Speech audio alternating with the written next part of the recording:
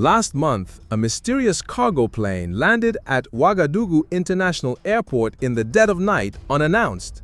Unidentified soldiers in camouflage stepped out and immediately disappeared into the darkness. At the same time, Western intelligence sources began circulating information. Russian special forces had been secretly deployed to protect President Ibrahim Traoré after a series of assassination plots. If these rumors are true, it's not just a military deal. It is a political declaration, a direct challenge to the West, and a signal of a new era in Africa.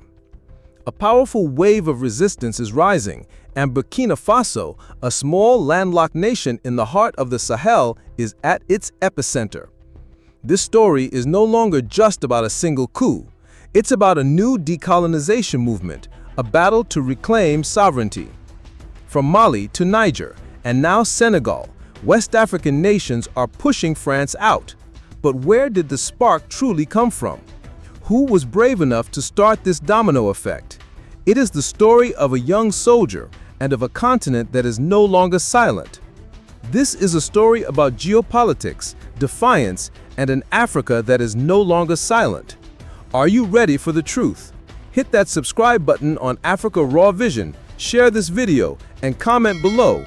Who do you think are Traoré's friends and who are his enemies? To understand today's events, we cannot stop at 2022. We must rewind the clock to the colonial era, when France first planted its flag on this land. The legacy of control was not just fake borders, but an economic and political system designed to serve French interests. Even after independence, military and economic agreements signed in the 60s ensured that France maintained its deep influence. These deals were the tinderbox for the growing discontent, especially among the youth. From secret defense pacts that allowed France to intervene to its control over the CFA franc and mining contracts, the people of Africa had long felt an invisible chain binding them. They had independence on paper, but no real sovereignty. The wave of terrorism in the Sahel exposed the failure of pro-Western governments and, more importantly, the inability of the French military to guarantee security. People began to ask, is France here to protect us or to protect its own interests? This suspicion, nurtured over decades, became fertile ground for a revolution. In September 2022, Burkina Faso was a nation drowning in violence. The previous government was corrupt, ineffective, and overly dependent on France. Thousands had been killed by terrorists, but the French military seemed to do nothing. Out of that darkness, a young soldier named Ibrahim Traoré, who had fought directly on the front lines, rose up.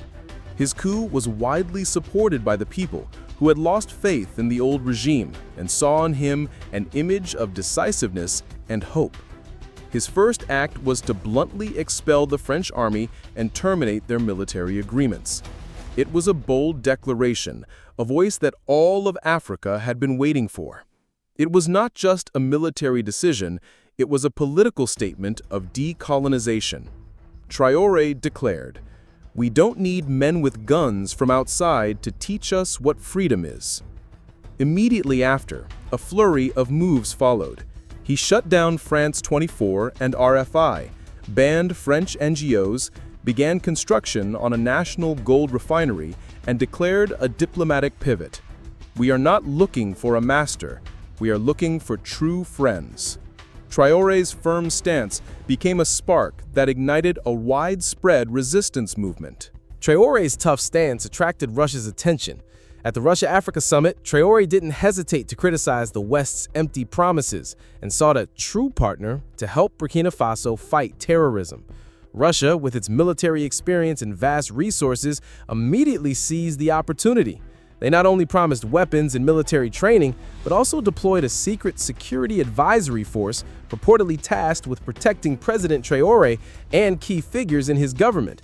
This link is believed to be through the Wagner Group in exchange for control of valuable mineral resources. Meanwhile, China is an unmissable force. With its Belt and Road strategy, China has invested billions in African infrastructure. While not militarily involved, its economic influence is growing, creating fierce competition with both the West and Russia. The West, in a reactive position, could only issue condemnations, sanctions, and launch smear campaigns against Traore in the media. Even with French troops gone, an invisible chain remains, the CFA franc. This currency, a legacy of the colonial era, forces West African nations to deposit their foreign reserves with the French central bank. Traore has called the CFA a financial handcuff and proposed creating a common currency for the Alliance of Sahel States, or AES. This war is not limited to currency, it extends to resources. Traore audited all mining contracts, bluntly stating that the profits flowing abroad were impoverishing his people. He initiated the construction of a national gold refinery, cutting off dependence on foreign plants. A new slogan appeared on the streets: "The gold stays, the money stays, the future stays." Parallel to the economic war is the information war. Traore bluntly shut down major French broadcasters like France 24 and RFI, calling them tools of public manipulation. He believes that to achieve full decolonization, media sovereignty must be reclaimed. And a shocking event proved his warnings were true. After France withdrew from Senegal, a large satellite receiver and encrypted data systems were discovered in the basement of the base. All of Africa was stunned to realize Traore was not paranoid. France didn't just leave soldiers, it left behind espionage technology. The war is no longer about bullets, but about data, the virtual power of the old empires. The formation of the Alliance of Sahel States by Traore and other coup leaders was no coincidence. It is the culmination of a new decolonization movement. This alliance is not just a defense pact, it is a declaration of a new order. They are planning a common currency, an independent security system, and a future not dependent on foreign aid. Traore has become a beacon, inspiring many other nations on the continent.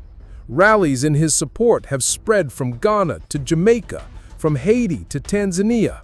This is the reawakening of the Pan-African spirit, where African unity and self-reliance are no longer a theory, but a practical action. When the French flag was lowered in Senegal, it was not just a ceremony, it was the end of an era.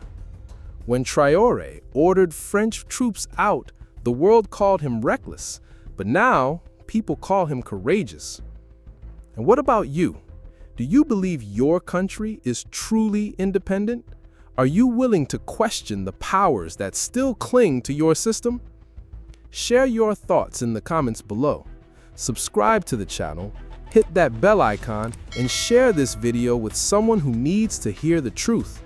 Because decolonization is not the past, it is the present, and it is our generation's mission.